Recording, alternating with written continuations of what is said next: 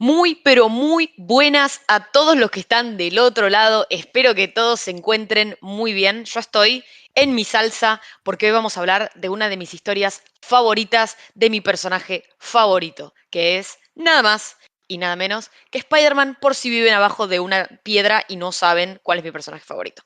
Estoy acá acompañada de mis coequippers, de mis colegas y de mis grandes amigos Alan y Tommy. Muchachos, ¿cómo estamos hoy para grabar esta historia que si bien es muy buena, es como que te despierta cosas, te trae cositas, emociones que son agradables y algunas no tan agradables? ¿Y cómo estoy? Yo estoy melancólico, que creo que es el estado emocional ideal para leer esta historia, para hablar de esta historia, y un montón de detalles más que incluso ya vienen sugeridos desde el título de esta historia, que vamos a estar comentando, así que yo estoy en esa. No sé ustedes, que son más, digamos, sus vidas son más Spider-Man-centric, si les genera el mismo tipo de melancolía o no, o qué les pase con eso.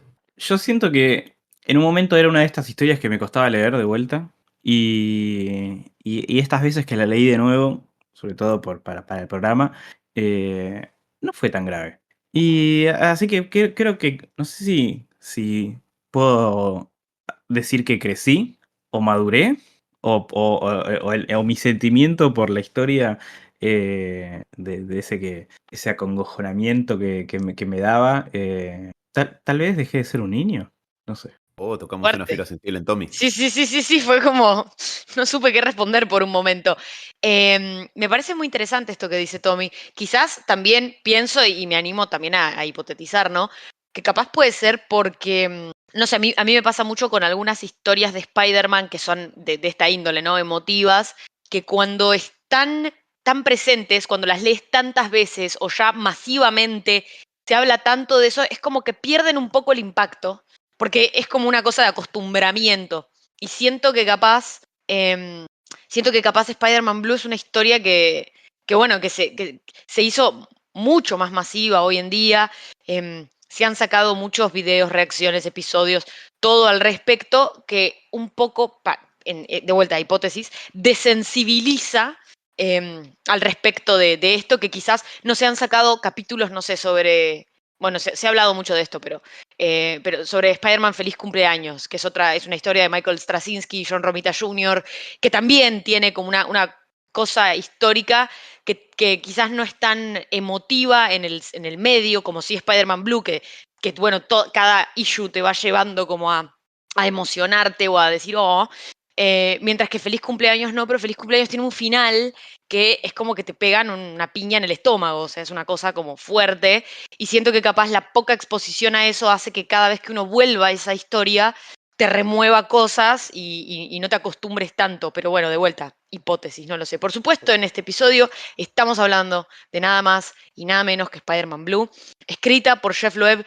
y dibujada por Nos Ponemos de Pie, todos Tim Sale, que bueno, es parte de la saga de los colores de Marvel, ¿no? De estas historias que se sacaron sobre distintos superhéroes con centradas en distintos colores que en realidad lo que hacen es representar una emoción y como bien dijo Alan, esta historia está más bien tirada a la tristeza, a la melancolía y bueno, clásicamente dentro de lo que es la psicología del color, el azul es uno de los colores que representa estas emociones como para poner el tono del tipo de historia que se quiere contar. Sí, las otras historias que salieron en esta época es Daredevil amarillo, Hulk gris, y una que siempre me pareció curiosa la elección, que es Capitán América blanco, pero bueno, quizás la más memorable de estas haya sido Spider-Man Blue, o la que más llegada ha tenido. Salió en el año 2002 como parte, o sea, como una miniserie de 6 números. Y, o sea, menciono esto porque hay algunas cuestiones del uso de tecnología de la época, como Peter Parker usando un grabador de cinta, que obedecen a eso. Pero un poco también, viendo la distancia que tenemos con este cómic en el tiempo, que ya tiene 22 años, no es poco. Y retomando un poco esto que decía Marian, como ya para ir metiéndonos en la historia propiamente dicha, un poco lo que ocurre, que ahora podemos comentarlo brevemente, porque una sinopsis de esto sería bastante breve y sencillo. Pero a mí me pasa algo similar a lo que estaban comentando. La primera vez me pareció, no difícil de leer, pero digo, uno no siempre va a los superhéroes buscando encontrar algo que tenga un tinte más melancólico, más reflexivo. Obviamente que a veces sí, porque es un género que ofrece mucha amplitud en las historias, en los personajes y en lo que pasa. Pero creo que es una historia que, amén de que puede quemarse un poco, como decía Marian, por la cuestión de sobreexposición, que ninguna historia está exenta de eso. Me parece que desde un punto de vista personal, el hecho de que uno la pueda revisitar con los años te puede ir sumando cosas. Pues yo la leí por primera vez cuando yo tendría, no sé, 19, 18 y tengo 36. Y es diferente cada vez que la lees, me parece, conforme van pasando los años. Si tenés suerte, capaz que no, ¿no? Sos el mismo tipo que eras, o sea, a los 35 sos igual que eras a los 20, bueno, qué sé yo, te puede pasar. Pero me parece que un poco la riqueza de la historia, para ir conectando con esto que decían, está en eso. Creo que un poco te dice más sobre vos que sobre la historia en sí. Totalmente, totalmente esto que dice Alan, coincido 100%. Por supuesto que este no es un podcast para hablar de la vida de uno, ni mucho menos, y sé que a nadie le interesa, pero sí es cierto que yo la había leído esta historia originalmente, nada, como bastante joven y me había gustado mucho, había llorado, me había centrado capaz más en el personaje. Años después me reencontré con esta historia y dije como, ay, cierto, esta historia estaba re buena, a ver, voy a volver a leerla. Personalmente en mi vida estaba pasando por un momento complejo, y siento que ahí me pasó mucho más lo que dice Alan, esto de la proyección personal, y siento que tipo, yo no podía leer esta historia, no podía leer 4 páginas de esta historia sin llorar, o sea, como que era una cosa como muy de... Empatizo mucho con Peter, que lo amo y es mi personaje favorito, pero al mismo tiempo siento que está hablando de mí en un montón de cosas. Y siento que ahí tuve como un momento casi, de cuasi simbiosis con esta historia, que posta como que la tenía como muy presente. Hice un video en el canal, como, pero no hice un video en el canal como, hice un video en el canal como de los que hago siempre. Para mí fue un video como muy central, fue un video como muy importante, de vuelta por cuestiones que tenían más que ver conmigo que con la historia, pero la historia era como un catalizador para poder como por ahí pensar en todas estas cosas. Y hoy en día que estoy en otro lugar ya más grande, ya en otro lugar de mi vida también, volver a esta historia fue como una cosa, por eso decía que estaba contenta, fue como un sentimiento agradable, lejos de, por supuesto, como todas las cosas tristes que pasan y que se tratan en esta historia, que tiene que ver con Peter hoy en día más grande y ya en pareja con MJ, pero sí rememorando como todo ese transcurso de historia que tuvo con Gwen, cómo fue, lo que le gustaría haber hecho, lo que le gustaría haber dicho, en los momentos en los que le gustaría haber estado y quizás no lo hizo por ser Spider-Man. Pero bueno, hoy lo recibí como con otros ojos, como fue una cosa más bien cálida al corazón y no tan sentía que me lo estaban arrancando y pisando, sino como una cosa de, no sé, ese sentimiento como de que te abrazan y te dicen todo va a estar bien. Y esta vez me pegó más así. Así que sí, creo que lo que dice Alan es muy cierto. A mí me pasó que em, creo que tal vez antes me centraba un poco más en esta cosa de la tristeza y de Peter rememorando y centrándose mucho en Gwen, ¿no? Y esta vez siento que como que no sé si le presté más atención o me llegó un poco más esta cosa que hace Loeb y Silt también, de la nostalgia, pero de un tiempo que ya pasó cuando son estos retelling, porque básicamente cuentan historias en distintos números de Amazing Spider-Man de los 60, desde no sé, empiezan con el 31, con la primera aparición de Gwen, por el 39, 40, cuando Norman se descubre que es que el duende y pierde la memoria, y después arranca esta seguidilla que son del 40 al 48, donde van contando en cada número como algo que no vimos o que vimos poco de ese día de Spider-Man, peleando con distintos villanos y sus amistades y estos intentos de amoríos con Mary Jane y Gwen.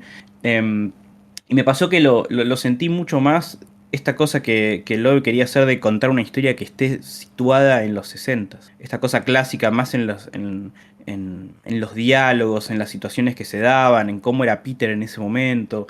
Y me llegó mucho más eso de decir, eh, no solo es triste por lo de Gwen, sino que es muy nostálgico de una época, de cómo estaba el cómic hecho en esa época. Y me centré mucho más al principio, en las primeras páginas, está la dedicatoria a Stan, a Ditko y a Romita Senior.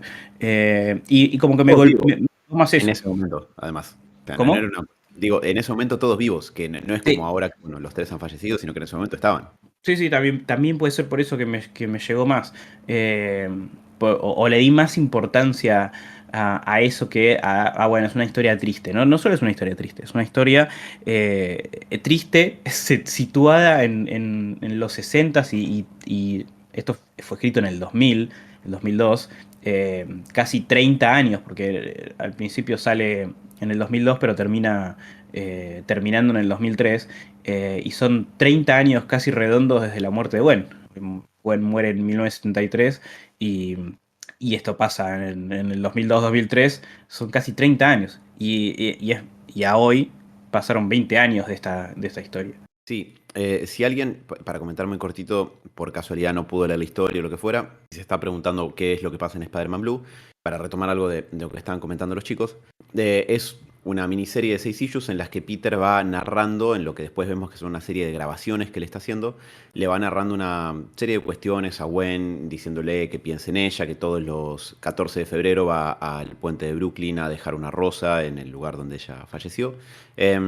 Y cuenta la historia de cómo ellos se conocieron y se enamoraron y algunas tropelías que hubo en medio de una situación en la que Peter se estaba mudando a su departamento de soltero con Harry Osborn, cuando Norman Osborn estaba amnésico, que no recordaba que era el Green Goblin, después de un enfrentamiento con Spider-Man, y en una serie de como de distintos ataques progresivos de villanos que después vemos que estaban enviados por Kraven the Hunter, y que bueno, iban interfiriendo en justamente los intentos de Peter de poder llevarse más con Gwen y también al medio conociendo a MJ, etc. Yo hay algo que quería retomar de esto que ustedes venían diciendo y que tiene que ver justamente con el hecho de lo que genera. A mí hay algo que me llamó mucho la atención la primera vez, pero que siempre como que lo refresco cada vez que leo la historia y que quiero también mencionar algo de lo que decía Marian. Es cierto que, digamos, no lo vamos a contar desde una cuestión biográfica personal, pero me parece que es una historia que por el tipo de emociones que evoca y que suscita, es difícil que no haya una cuota de perspectiva personal, porque no te pega como otro entretenimiento capaz que un poquito menos basado en las emociones que te tiene que generar. Entonces es difícil leer la historia que te guste, que te interese y no implicarte en algún punto emocionalmente, y eso va a llevar a que uno lo hable desde una perspectiva personal. Y en relación a eso, algo que me llamó mucho la atención, y es algo que siempre aprecio cuando leo Spider-Man, es que como yo estoy muy acostumbrado a leer a Batman, hay cierta cuota bastante importante de vulnerabilidad emocional que está muy bueno ver en un personaje así. Vulnerabilidad emocional en el mejor sentido posible. De que Peter está haciendo lo que esencialmente es un ejercicio psicológico de poder hablarle a un ser querido que ya no está, como para poder armar una narrativa alrededor de cómo uno se esta persona, de resolver las cuestiones que una persona puede sentir que le quedaron pendientes con el ser que ya no está. Y al hacerlo, además, vuelve sobre un montón de momentos donde él se reconoce emocionalmente vulnerable, donde conoce a Gwen y ve que se le mueve todo el piso y ve que no sabía qué hacer entre estas dos chicas recontra atractivas que andaban revoloteando alrededor de él y un poco dejándose llevar por eso, el reconocer. Yo un poco, la verdad es que no quería, a veces, o sea, no sé, lo veía pasar al buitre por la ventana y no quería ir a pelear con el buitre, me quería quedar con Gwen, ¿no?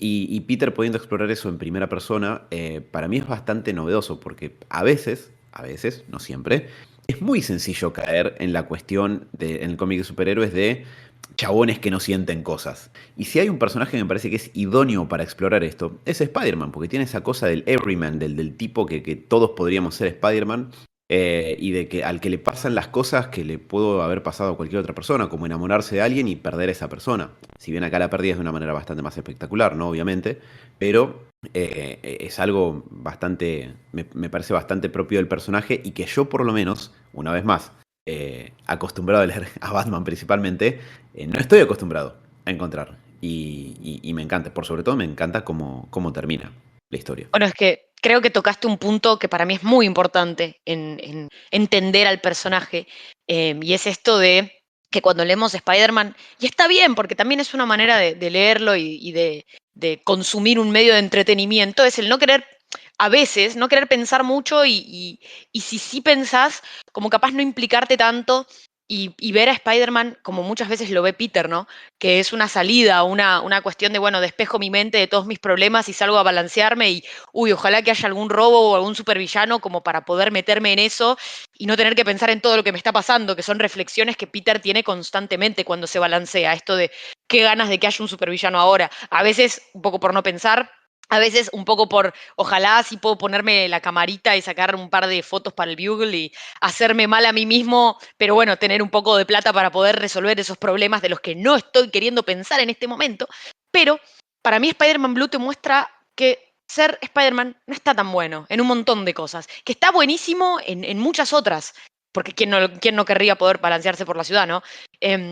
Pero al mismo tiempo es como que te quita tanto, o sea, vos ves que Peter Parker perdió tanto por la responsabilidad y cómo él lo va procesando, cómo lo va reflexionando. Me encanta el splash de cuando él está tirado en el piso y piensa, estaba ahí en el frío, queriendo estar en otro lugar y pensando, ¿qué estarás pensando de mí? Porque no aparecí, porque Peter Parker no apareció, porque Spider-Man tenía que estar haciendo otra cosa. Y sí, voy a hablar de Andrew Garfield. Para mí, Andrew Garfield es Sabía. sí, de los 3 live action, el que mejor mostró esto. Y siento que capaz parte de por qué no gustó o por qué no pegó tanto, además de los problemas de la película, que eso ya, digamos, no me voy a meter ahí, lo sé, lo reconozco, pero digo, porque decían, oh, está siempre llorando, está siempre triste, está siempre... Y sí, porque él mostró un momento de la vida del personaje, este momento particularmente, que era cuando él salía con Gwen, em, y cuando ya estaba un poco más ducho en ser Spider-Man, pero bueno, tenía que empezar a como a balancear sus responsabilidades entre Peter Parker y Spider-Man. Y no era fácil. No era fácil. Y tenía que dormir tipo en un cobertizo cuando arreglaba los web shooters y se despierta medio dormido y agarra una herramienta cuando le suena el celular y se pega en la cabeza.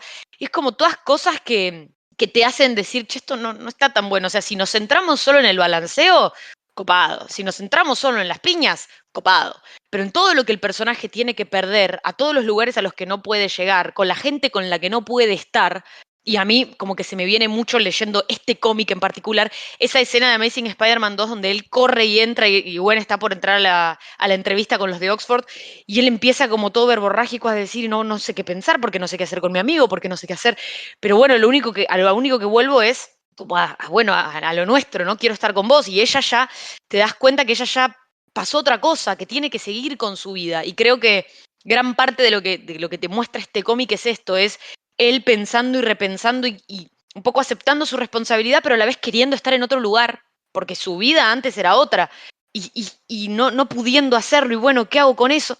Y me gusta mucho, creo que esta fue una de esas historias en donde yo me di cuenta, qué paja, o sea, esto no está tan bueno, como todos los sacrificios que implica, todo lo que conlleva, todo lo que...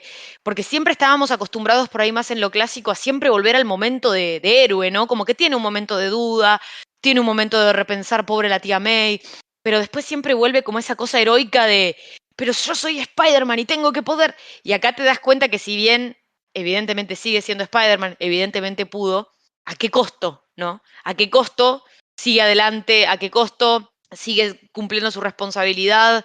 Al costo de, bueno, de la persona, una de las personas que más amó en su vida.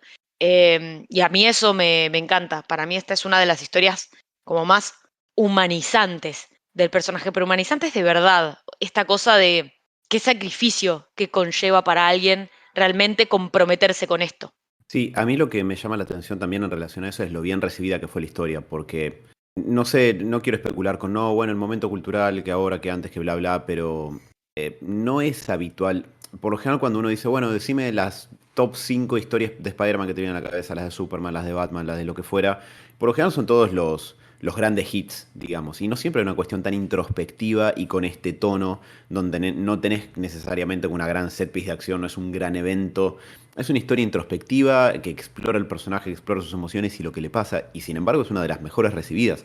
Y lo que me parece que está buenísimo, porque quiere decir que hay lugar para esto, para que el público diga, che, esto está bárbaro, esto también es parte de lo que queremos leer en estos personajes y que se celebre tanto. Digo porque muchas veces a lo que es el género de superhéroes, a veces no es tanto que se le achacan ciertas cosas, sino que me parece que su propio público se inclina más por algunas versiones que otras y rechaza algunas otras. Y la verdad, ver que Spider-Man Blue es tan celebrado como lo es, me parece bastante, reconfortante, porque lo que se permite explorar no es habitual, digamos. Y en relación a eso, una cuestión que quería comentar, que también me interesaría a ver qué me dicen ustedes, es, digamos, como las vibes, las vibras que tiene la historia.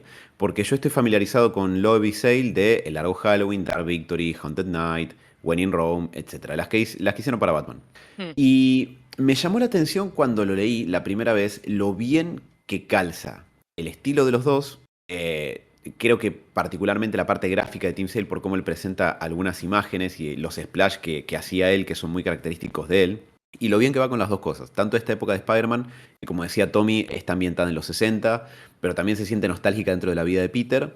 Y con el tono emocional que tiene la historia, que obviamente tiene mucho que ver con el uso del color, ese splash del principio, todo en tono azulado, me parece que ya está, ya te puso en tono de la historia, pero hay una viñeta en particular que me resulta muy representativa de esto que quiero decir, y creo que es en el primer issue, cuando Gwen se sube a la moto con él, y si vos te fijás por cómo está distribuido todo el espacio en la página, lo único que importa ahí son ellos dos. Y no está centrado como con el sol radiante y nada. No, son ellos dos más como en la parte baja izquierda de la viñeta. Como ellos solo centrados, pero en medio de algo más amplio, como que no existe otra cosa. No sé, siempre me dio esa sensación y creo que lo evoca, lo evoca bastante bien.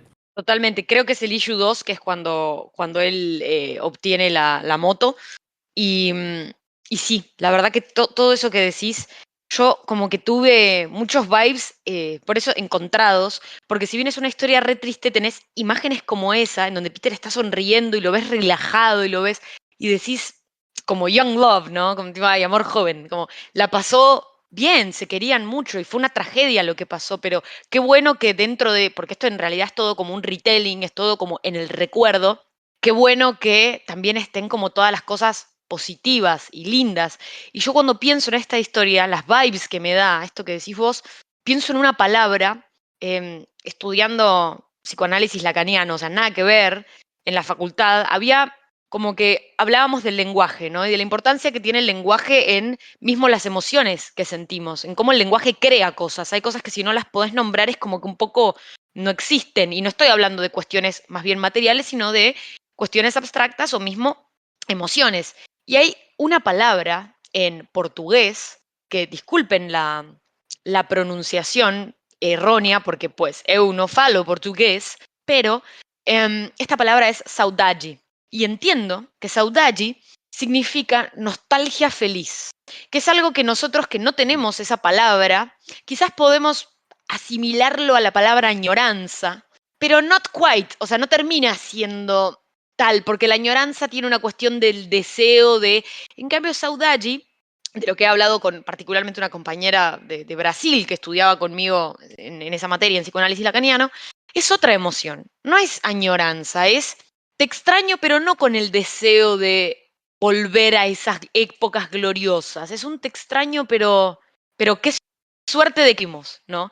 Y siento que capaz es una emoción que nosotros no tenemos tan en cuenta porque no tenemos una palabra puntual para nombrarla, pero ellos sienten mucho saudade y para mí este cómic es la definición de saudade, o sea, es esto de, obviamente que hay una cuestión desgarradora en la narración de que él, por supuesto que hubiese deseado que nada de esto suceda, pero sí que en todos los recuerdos que uno va viendo, por supuesto que están las cosas tristes y los momentos en el que él hubiese querido estar haciendo otra cosa o hubiese querido poder decirle cosas que nunca le dijo, pero también están estas cosas de lo redisfruté, como lo corto que fue, el tiempo que tuve, fue un hermoso tiempo. Y creo que esa viñeta que decís vos, Alan, refleja mucho eso, el sol, ellos riendo, relajados, tranquilos, como esta cosa de qué buena es la vida o qué buena lo fue.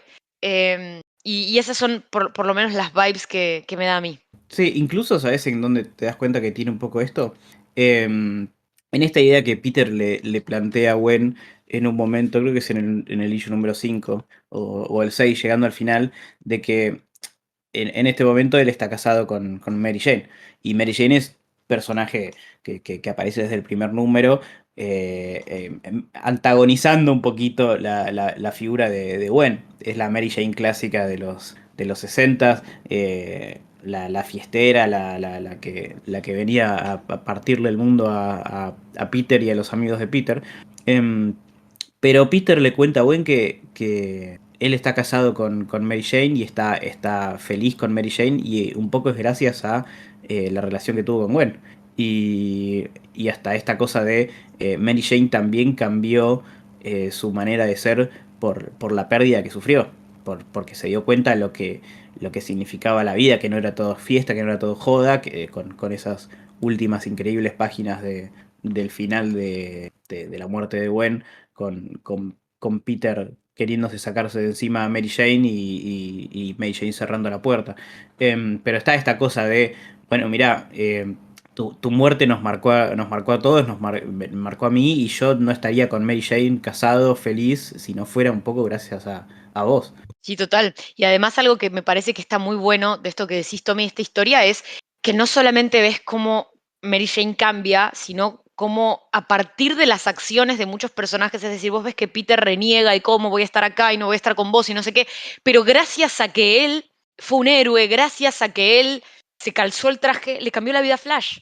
Y es como que vas viendo que en realidad son una cadena de eventos que si bien por supuesto tienen cuestiones extremadamente negativas, como haber llegado al punto de la muerte de Gwen, también hay cosas que no hubiesen pasado si ciertos personajes no hubiesen hecho ciertas cosas y eran cosas muy positivas, como por ejemplo encauzar la vida de Flash cuando dice en la viñeta en la que dice, ¿qué estás haciendo con tu vida, Flash? O sea, ¿qué onda? Eh, y creo que era un poco lo que estaba planificado para un poco mostrar en este fan film que fue Spider-Man Lotus, estaba un poco basado en Spider-Man Blue, en el niño que coleccionaba Spider-Man, en toda la etapa de Stan Lee y Romita Senior, en querer mostrar cómo la muerte de un personaje impacta y cambia al resto de los personajes. Y si bien, no, de vuelta, ya tenemos un episodio entero hablando de Spider-Man Lotus, por si lo quieren ir a escuchar, creo que está un poco esto, como creo que en esa parte como que, bueno, reflejan esto, ¿no? Cómo para Peter es terrible y él se pone mal y él en los cómics la trata mal a MJ y le dice, vos andá, viví tu vida, andá a ser feliz, ¿qué sabés vos sobre lo que significa perder una persona? Y MJ quedándose y cerrando la puerta, es un poco esto que decía Tommy de, yo no puedo seguir así, no soy esto, no. Y hay un cómic también muy bueno para seguir complementando esta cuestión que se llama Parallel Lives, tipo vidas paralelas, en donde es un recuento de como la vida de Peter y la vida de MJ desde que se conocen casi, o sea, desde que empieza la historia de Spider-Man, si querés, desde que a Peter lo pica la araña hasta que se casan. Y está un poco esto de la historia de MJ, de por qué MJ es así. En realidad te plantean una historia súper trágica, en donde este es como su mecanismo de defensa para, bueno, un poco sobrellevar la vida pesuti que le tocó. Y en el momento en el que pasa lo de Gwen, es como esta cuestión de no puedo seguir viviendo así. Y tengo que jugármela por alguien que se la juega por mí.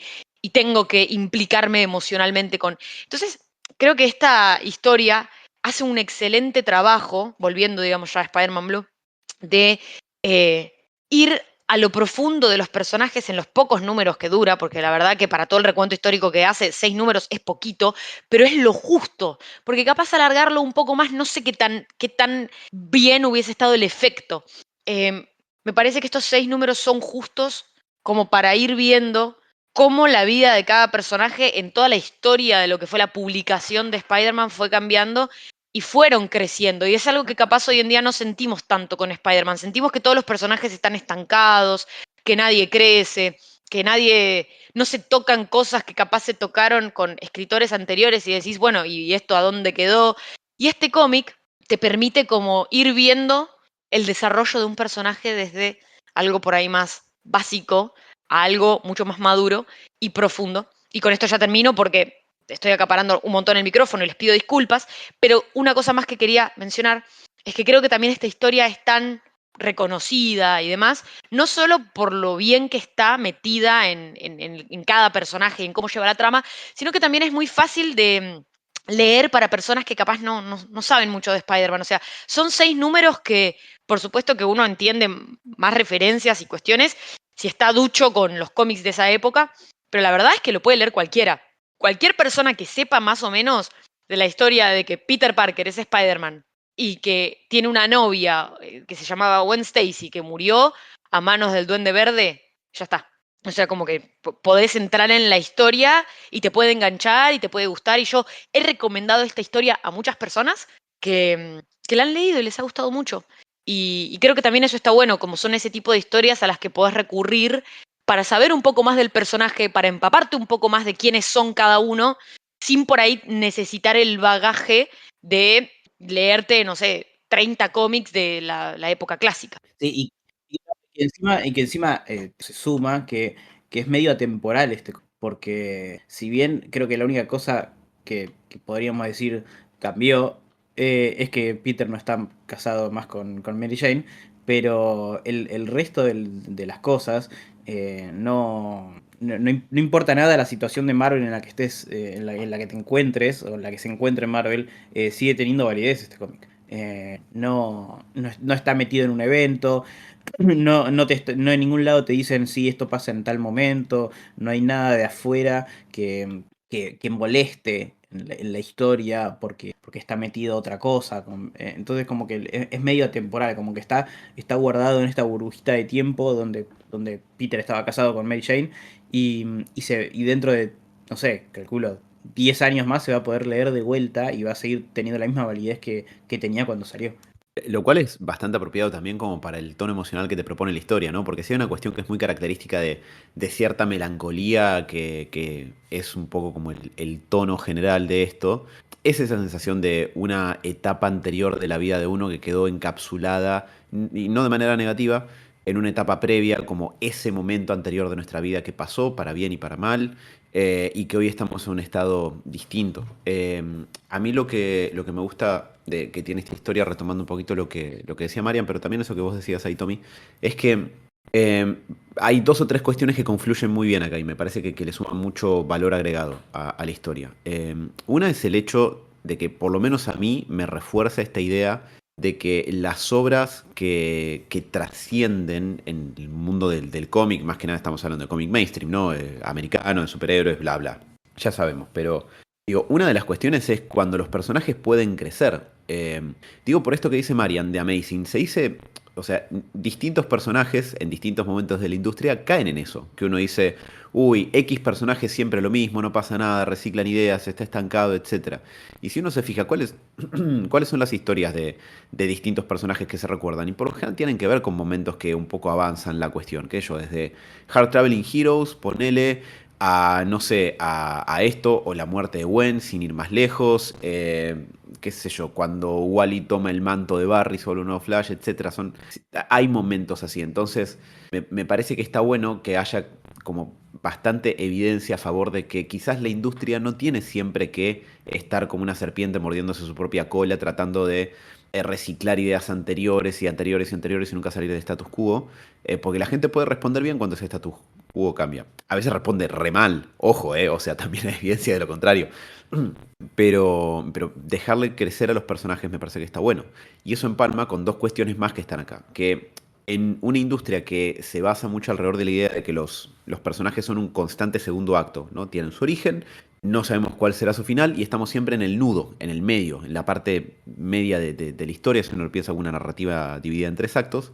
Esto le permite, o más bien, la manera en la que recapitula los eventos de la muerte de Gwen permite mostrar que Peter creció, que siguió adelante, que MJ también creció, y eso me lleva a otra cuestión que me parece que es brillante de la historia, y es el final. Porque MJ no patea la puerta y dice, ¿qué estás haciendo hablando con tu novia muerta? ¿La querés más que a mí? Voy a llamar a Mephisto, ya vas a ver. No, como no pasa eso, ¿no? Vas a ver cuando venga Mephisto, la que se arma.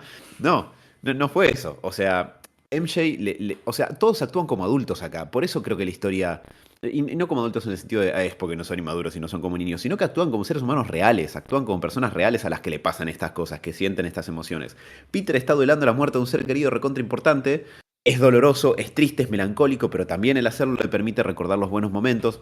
Y MJ, por suerte, puede ser empática con eso. Le dice, decile a Gwen que yo también la extraño cuando lo encuentra Peter grabando, que además ella le da a entender que ya sabía que venía grabando Peter este tipo de cuestiones. Y eso es una manera muy sana de lidiar con las emociones. Y está bueno que eso esté en un medio que no siempre lidia de manera tan sana con las emociones y que nunca permite a veces tanto que los personajes puedan crecer demasiado.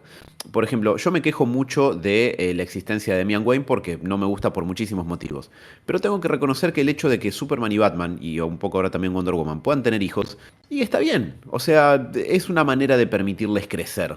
Hay otras maneras, pero ponele que esta es una.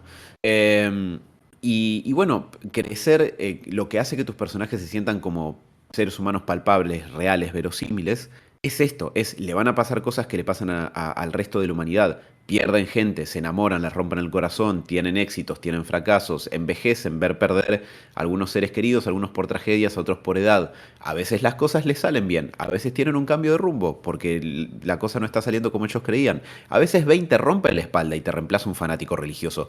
Son cosas que a todos nos pueden pasar en algún momento. Y esto, obviamente, también, y creo que refleja eso. Y si Mariana pudo meter una referencia a Amazing Spider-Man 2 en esto, yo pude meter una referencia de Batman porque la verdad es que no puedo contenerme y les pido tantas disculpas. Pero Pero bueno, además, esto que dice Alan, yo justo estaba pensando en el final de la historia.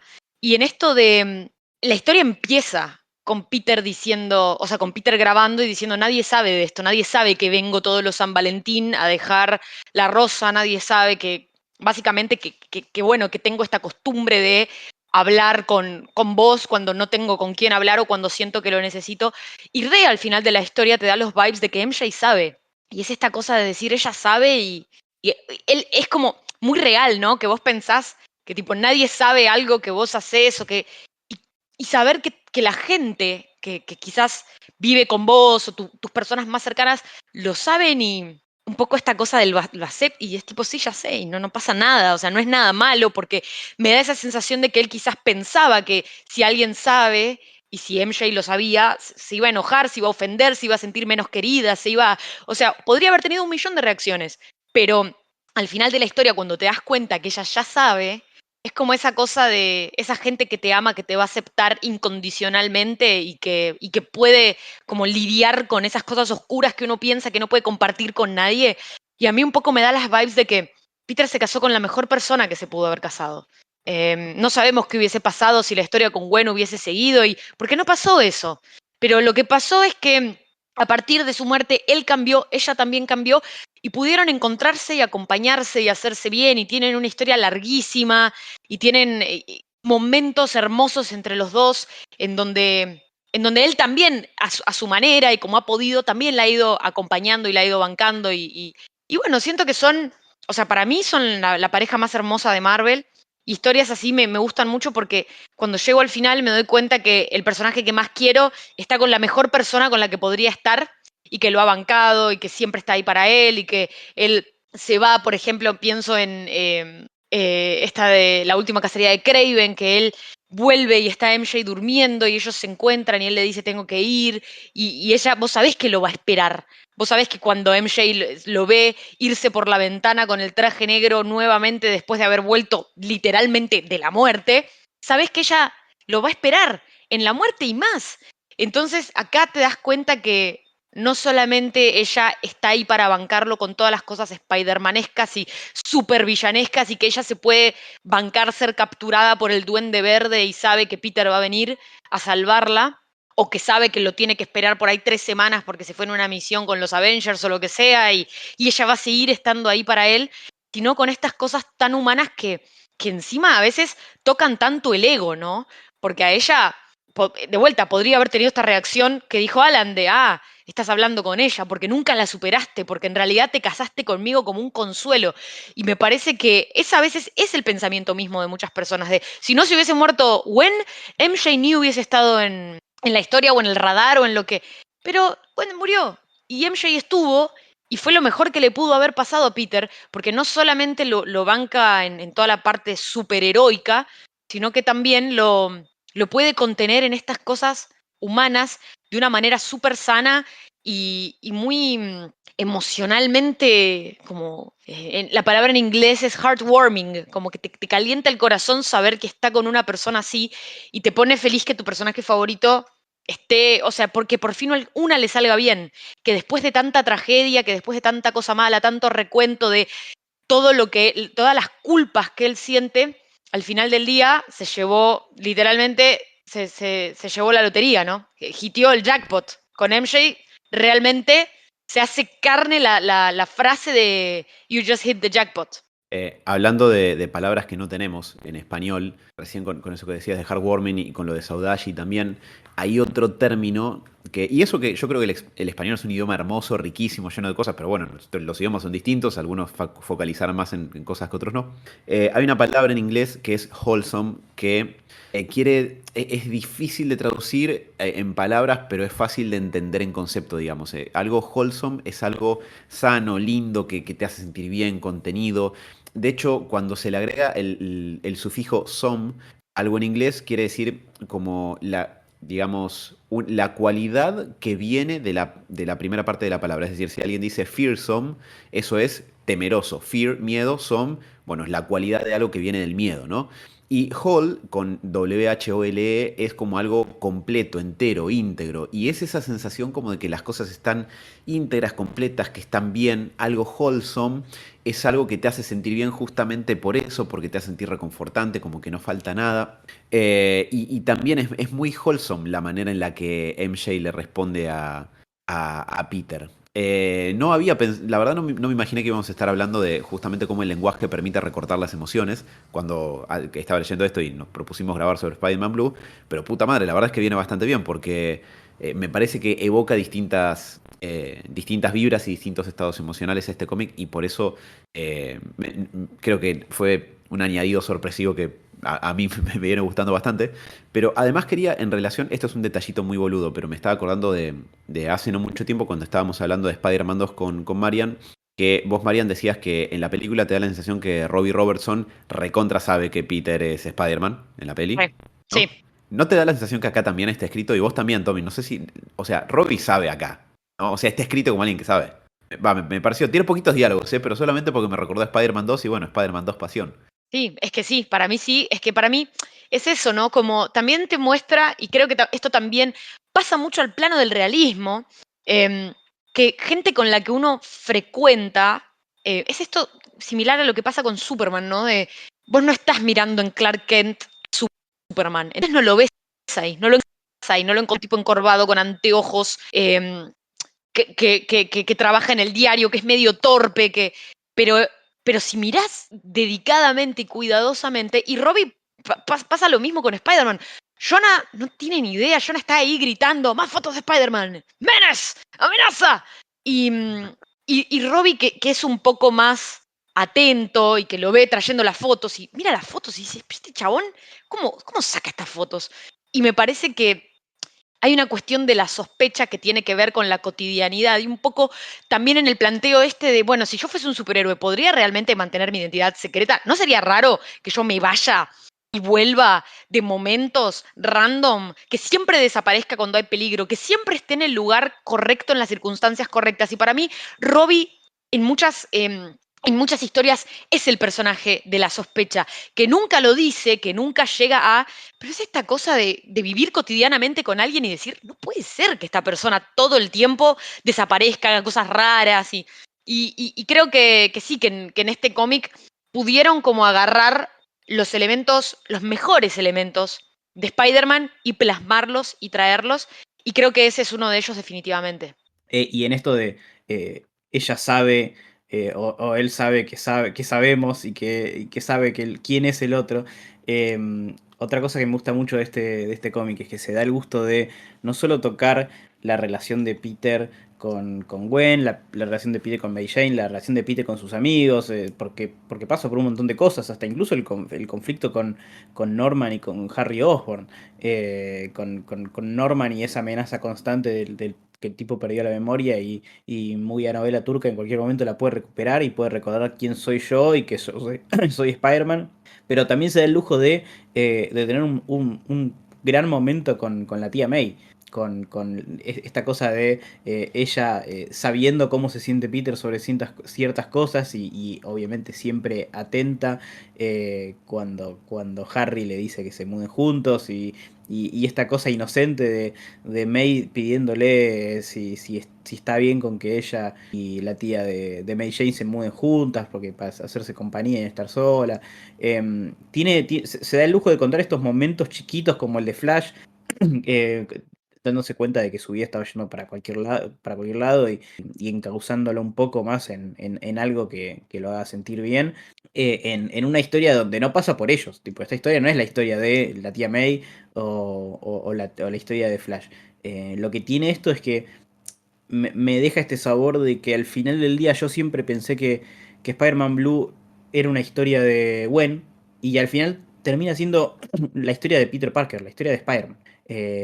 Y sus personajes casi, no quiero decir secundarios porque el principal sabemos que es él, pero esta mezcla que siempre hubo en Spider-Man, en Amazing Spider-Man, bueno, básicamente desde Stan Lee en adelante, en la importancia de los personajes secundarios y los personajes terciarios que van rotando de este mundo rico que hay detrás de Peter Parker, que no solo es él y sus intereses amorosos. Esos 2 o 3 personajes que van y vienen todo el tiempo, no, al contrario, hay un montón de personajes y hay un núcleo recontra fuerte que en alguna medida sigue estando ahí. Bueno, la tía May sigue estando, va a seguir estando aparentemente 50 años más, ¿no? Pero Flash, Harry, Norman, en distintas versiones o con distintos estados de mentalidad un poco más sanos o menos sanos, siguen estando ahí dando vueltas en la vida de Peter y siguen siendo importantes. Y creo que el recuerdo de Gwen también es parte de eso. Es un personaje secundario en la vida de Peter. Totalmente. Yo creo que lo único que me queda en el tintero para agregar es que creo, si me preguntás hoy, y capaz que en unos años te contesto otra cosa, y eso es parte de lo que me parece que está bueno de la historia, es que es una historia que va a sonar súper cliché lo que voy a decir, pero juro que voy a algo, que se trata de crecer. Porque tiene que ver con esto que decía Marian, ¿no? De si Peter no se hubiera calzado el traje cuando no tenía ganas de hacerlo, no hubiera inspirado a Flash, que no lo hubiera inspirado a anotarse en el ejército, que no hubiera pasado esto, que no hubiera pasado lo otro, y la manera en la que Peter y MJ pueden reaccionar y adaptarse y elaborar el duelo de la pérdida de Gwen y todo eso, y que nosotros veamos a un personaje tan mainstream como Spider-Man pasando por todo eso de una manera tan introspectiva. Me parece que eso de crecer, y como les digo, en una industria, como pasa mucho en el entretenimiento, que se trata tanto sobre mantenerte el status quo que te gusta para no espantarte y que vos sigas ahí, lo cual también es válido y que hay muchas historias que apuntan a eso y que apuntan más al factor entretenimiento o a evocar otro tipo de emociones y eso está perfecto. O sea, a mí lo que me parece más rico de esto es que haya lugar para todas esas cosas. Me parece que es muy elogiable que haya una historia que haga lo que no es lo más típico y que lo haga tan bien.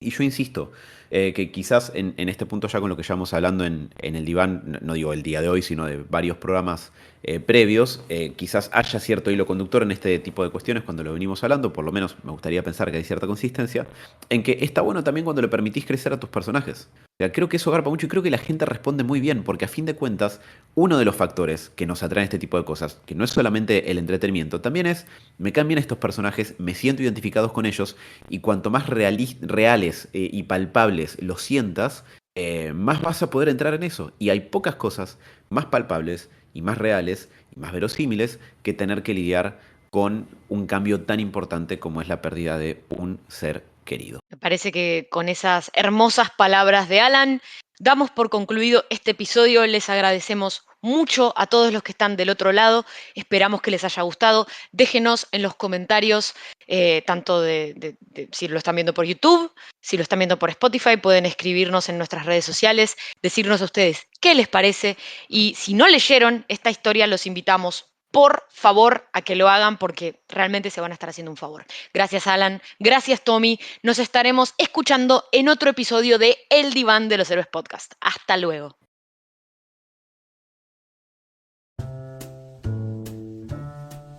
Bueno, hola Alan, qué bueno que volviste. La verdad que con Tommy estábamos esperando tu llegada, esperando tu regreso a estas sesiones para saber cómo seguís, para saber cómo estás. Hola Mariana, ¿cómo estás? Hola Tommy. Gracias por recibirme. Sí, la verdad, perdón que no estuve, que falté a las últimas sesiones. Pasa que, bueno, se me complicó un poquito y la verdad me hacía falta poder seguir hablando de esto. Bueno, algunas cuestiones que me estuvieron pasando con estos temas que venimos charlando, que yo la verdad les agradezco mucho que me puedan escuchar. Seguí leyendo el run de Tom King en Batman. Así que, si quieren, puedo retomar de donde dejamos la última vez. Si quieren, si no tienen alguna otra pregunta con la que quieran arrancar, yo estoy para retomar donde habíamos dejado. Sí, obvio, lo que vos te sientas más cómodo, este lugar es para que vos puedas explayarte, si hay cosas que no es tocar, de a poco, arrancá de donde vos quieras. Bueno, muchas gracias por la comprensión, lo valoro mucho porque la verdad me estuvieron pasando algunas cuestiones y me quedé pensando en algo que me dijeron en la última sesión respecto de esto, como de la sensación de extrañeza, ¿no? De cuando algo es similar y a la vez no lo es, con cosas que nos resultan familiares, que hemos acostumbrado y que uno dice, ¿por qué, no? Como cuando uno ve un amigo cercano, un ser querido actuar como un poco extraño, uno dice que hace sentir raro esto y no sé si de una buena manera. Seguí leyendo. Los dos issues que siguen a lo último que habíamos comentado es un arquito breve de 2 números que se llama Azoteas, Rooftops, donde un poco se retoman 2 cuestiones. Se retoma un poco el hecho de que había quedado el misterio de que, hey, Catwoman mató a 237 personas. ¿Por qué? ¿Cuándo? ¿Cómo?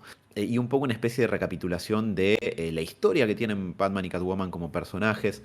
Que hay algo muy lindo que, además del dibujo, el dibujo me gusta, está hecho por Mitch Gerads. Pero hay una recapitulación donde ambos dicen, no, nos conocimos acá, no nos conocimos allá, ¿no? Y Batman le dice, nos conocimos en un barco, y es un guiño al Batman número 1 de 1940, que es muy lindo y se contrapone con el primer encuentro entre ellos en Batman año 1, clásico, ¿no? El de Frank Miller, y bueno, es muy lindo esa cuestión de, no, vos estabas así, no, vos estabas así, y como que hay una historia entre ellos y la dificultad que tienen para acercarse, y es muy lindo, esa parte es muy linda. Pero, a ver, ¿cómo digo esto? Terminan teniendo relaciones sexuales en una azotea, ¿no? Y qué sé yo. No tengo un problema con el sexo, verdaderamente no lo tengo. Pero si sos Batman y todo tu traje está hecho para que no te maten siendo Batman, que termines en bolas en una azotea con tu traje al lado, es como, no sé, llamativo, digamos. No sé si está bien esto que estoy diciendo, si quizás estoy exagerando, a veces dudo mucho de lo que pienso y de lo que siento al respecto, así que no lo sé. Pero además de eso, se revela el misterio de las 237 víctimas mortales de Catwoman. Y yo digo, bueno, una resolución de misterio. Batman es un detective, resuelve misterios, a ver qué pasa con esto. Y la respuesta es que fue Holly Robinson. Y yo entiendo, ustedes se están preguntando quién es Holly Robinson. Holly Robinson era una protegida de Catwoman, que incluso está en Batman año 1. Incluso durante un tiempo fue Catwoman, después de Crisis Infinita, cuando Catwoman estuvo temporalmente embarazada. Y entiendo que ese embarazo ya no es canon, entonces quizás que Holly Robinson haya sido Catwoman ya no es canon tampoco. Y es muy confuso también eso de cómo afecta a los personajes y todo. Pero un poco la revelación del misterio es que no fue Selina la que mató a 237 personas, sino que fue Holly la que mató a 237 personas. Que es un poco abrupto, digo, porque es como si uno está leyendo, no sé, uno está leyendo Spider-Man y se entera de que en lugar de que Felicia haya matado a 237 personas, de golpe te das cuenta de que no, en realidad Flash Thompson mató a 237 personas, tipo, pero un día a la tarde, no en la guerra, ¿no? Y encima Batman la va a confrontar y le dice, pero bueno, sé lo que hiciste, que esto, que lo otro.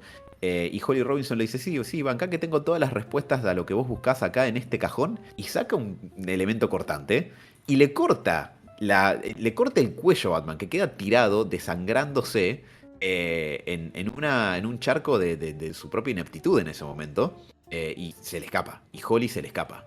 Y lo salva Catwoman, y yo entiendo, todo muy lindo. Pero Holly Robinson, una persona que yo me acuerdo quién es. Batman no se acuerda. Mató 237 personas como si fuera el Joker.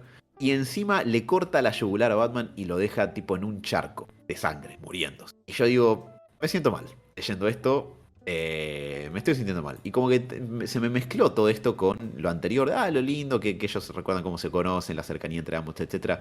Y no sé, eso... Encima eso es solamente el primer arco de los 2 que leí. Son solamente 2 issues. Después leí I Am Bane. También me pasaron más cosas.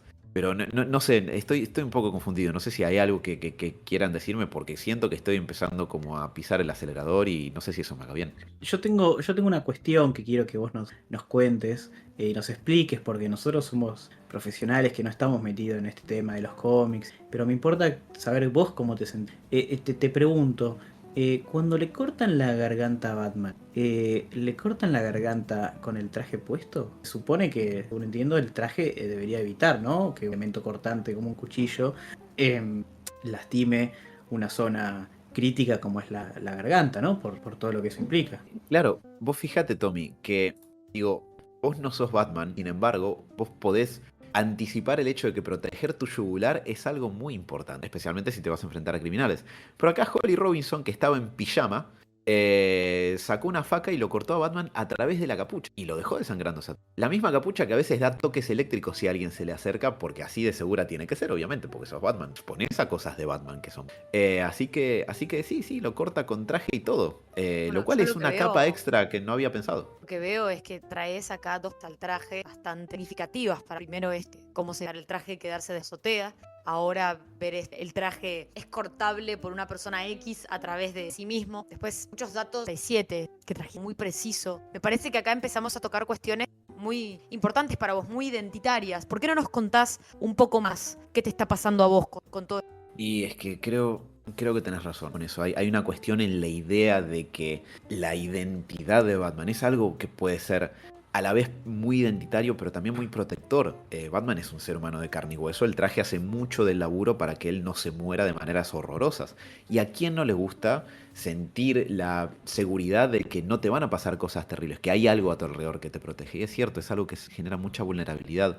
Y uno podría decir, bueno, si los medios materiales como un traje que te proteja no están, al menos podés respaldarte en tu mente, en tu capacidad para hacer las cosas, en tu fuerza de voluntad y etcétera, que son cosas muy presentes en Batman. Y el arco que sigue, que se llama Yo soy Bane, I am Bane, va bastante de eso. Siguiendo un poco las consecuencias del arco anterior, donde Batman va a buscar al psicopirata a Santa Prisca, donde Bane estaba tranquilo y retirado, gracias a que el psicopirata lo mantenía en un estado como de cierto beneplácito emocional. Bane entonces ahora va a buscar al psicopirata a Gotham y es medio como un rampage, digamos, es como que se lleva todo puesto con tal de recuperarlo, porque Bane lo que quiere, creo que como muchos de nosotros, es justamente recuperar esa sensación de tranquilidad y de calma y de seguridad que le daba el psicopirata. Y hay algunos momentos bastante buenos en este arco. En la parte 3, o sea, es un arco de 5 issues. En la parte 3 hay todo como un plot device, digamos, donde Tom King muestra tanto a Bane como a Batman en distintos momentos de tu crianza, yendo a la par, como uno se forjó en Santa Prisca y el otro al trauma de la muerte de sus padres y cómo fueron creciendo y superándose y cómo eso un poco los lleva a cierto curso de colisión como adultos, que me parece muy interesante. Y cuando finalmente chocan y se enfrentan, Bane tiene este diálogo de te voy a matar, esta es la última noche de tu vida, etcétera, etcétera. Y hay una página que está muy buena donde Batman dice, ¿sabes cuántas veces escuché eso? Tipo, este es el final, Batman, esta es tu última noche, Batman, hoy vas a morir, Batman. Y sigo acá, que digo, wow, caramba, qué genial, qué badass, qué sensación de reaseguro que me da esto. También la manera en la que, bueno, hay un momento donde Batman lo va guiando a Bane hacia Arkham y Batman, sin decir nada, se mete en Arkham como diciéndole, venía a buscarme, que es lo que es previo a todo ese enfrentamiento que les digo, que está muy bueno. Y un poco el cierre, o sea, después de la pelea entre los dos, Bane se la pasa llevándose puesto todos los obstáculos que hay entre él y Batman adentro de Arkham. Y se la pasa diciendo, ¿quién te pensás que sos? Yo soy Bane, eso se lo va diciendo a todo el mundo.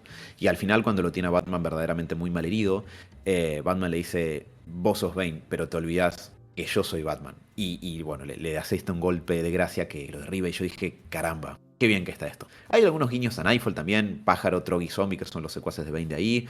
Catwoman tiene su momento de brillar, ayudando a Batman a rescatar algunos rehenes. Hay un giro de que mucho de lo que parecía que era el plan de Bane en realidad era el plan de Batman, que justo pudo anticipar todo y resolverlo. Así que hay buenos momentos, hay buenos momentos. Pero hay otras cosas que también me costaron mucho. Y yo no sé hasta qué punto está bien que hable de algunas cosas porque digo, capaz que le doy lugar a emociones displacenteras o a ciertos pensamientos que no me gustan. Y yo sé que este es mi espacio, pero no sé, tengo dudas. tengo mis dudas. Me No parece sé muy si... valioso esto último que dijiste de poder quedarte con algunas cosas que quizás puedas rescatar, todavía como recursos para poder sobreponerte frente a lo negativo que te genera y concentrarte en las cosas que te suman. Y yo lo que, ahora lo quiero dejar también a Tomida, pero yo lo que te indicaría para todo lo que se viene es que intentes anclarte en esos momentos positivos, en esas cosas que te generan el bienestar y la satisfacción y tratar de no prestar tanta atención a negativos tras puedas. Muchas gracias, valoro mucho eso y haré lo posible. Y un poco para esto porque me costaba ordenar mis pensamientos. Dije, bueno, me voy a anotar un poco esto porque a veces es difícil cuando uno siente como enojo o emociones más displacenteras. Es difícil como orientarse, así que dije, hey, ¿por qué no recurrir a simplemente anotar mis pensamientos y las cosas que me vienen a la cabeza?